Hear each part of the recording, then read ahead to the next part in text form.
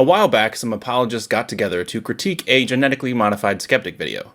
And so naturally, for my own entertainment, I wanted to see if there were any cringy moments. And let me tell you, I was not disappointed. Perhaps the worst example came from Whaddo You Meme. But before we even get to that, let's just see what he was responding to first. If God couldn't create a food cycle for all creatures that didn't include suffering, then he isn't omnipotent. If he didn't know the system would lead to suffering, he isn't omniscient. Now, if he could have done better, if he could have made a food cycle that didn't promote suffering, but chose not to, he's not only lacking in omnibenevolence, but I would argue he's a sadist. Well, damn! Now, obviously, many Christians are going to be offended by the rhetoric here. But even putting that aside, I think that generally speaking, the concerns he's trying to raise are quite sensible. So, how does Whaddo You Meme respond? This is what kind of reveals to me more that Drew probably isn't familiar with the biblical literature, because it seems to ignore the fact that God did create a food cycle that didn't include suffering, right?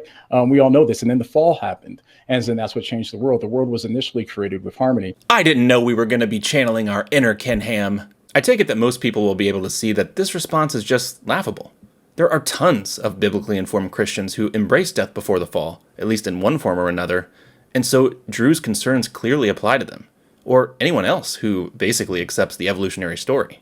For example, people who claim to be Bible-believing Christians actually are reading things into the text that are not there.